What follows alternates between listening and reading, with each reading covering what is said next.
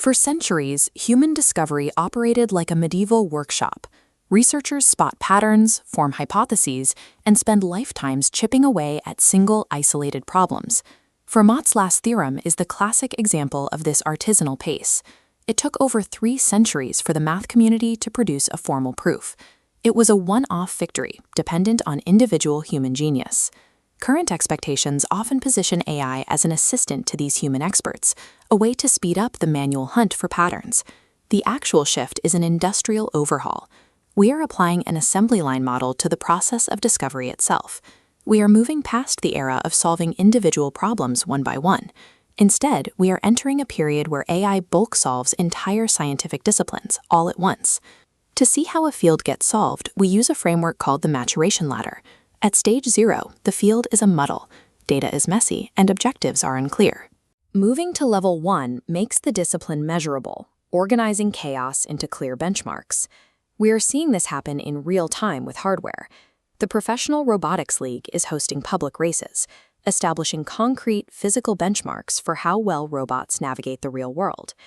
That measurability has to happen first. If you can't benchmark an AI's capabilities and keep score, it cannot systematically improve to eventually conquer the field. Once a field is measurable, it climbs through stages 2 and 3. Standard operating procedures are established, and machines start handling the tedious grunt work. Humans transition from doing the manual labor to managing exceptions when the AI gets confused. Then we hit level 4, and the economics of the entire industry flip. Consumers stop paying for human labor and start paying strictly for the outputs generated by AI. It simply becomes too expensive to hire a person to do the task. Level 5 is the finish line. The field is completely solved. It becomes a pure compute-bound problem. If you pour in enough computing power, you are mathematically guaranteed to get a solution out the other side. This is already reality in gene sequencing. Mail a saliva swab to a lab and get your full genome back for $100. The process requires exactly no human intelligence to operate, just mechanical, standardized processing. Mathematics and software engineering are crossing this threshold today. Because these fields are pure logic, they serve as the first test case for the maturation ladder. Math is the canary that bought the coal mine. Seeing it succumb to automation tells us exactly what is coming for the harder physical sciences. Between 2028 and 2031, the physical world is scheduled to follow. By formalizing the laws of physics and chemistry into compute-bound models, we can apply the same L5 framework used in math. Solving applied physics turns engineering breakthroughs into a predictable manufacturing process.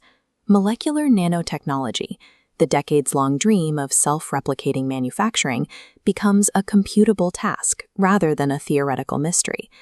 By the time we reach the window of 2032 to 2035, the focus will move to planetary-scale infrastructure. These continuous breakthroughs make massive space projects economically viable. We could see the start of a Dyson swarm, beginning with constellations of GPUs populated in sun-synchronous orbits around the Earth. This level of computing power takes science fiction concepts and makes them actual engineering tasks. Mind uploading has already hit an early milestone, with researchers successfully uploading the multi-behavior brain of a fruit fly. We are also pointing this capability at interspecies communication. Machine learning models are currently analyzing the vocalizations of sperm whales, parsing the data to eventually give non-human animals a legible voice. But having a voice means hearing what they have to say. Once we have the technological power to engineer away wild animal suffering, we will have to decide whether we have a moral obligation to actually do it. There are severe security risks, too. Just as we currently do staged, secure releases for software vulnerabilities, we will need protocols to mitigate cognitive info hazards and prevent the misuse of advanced scientific discoveries. Over the next 10 years, scientific progress will move from an unpredictable series of human insights to a standardized industrial output. The mysteries that once defined the limits of human knowledge are becoming computable tasks.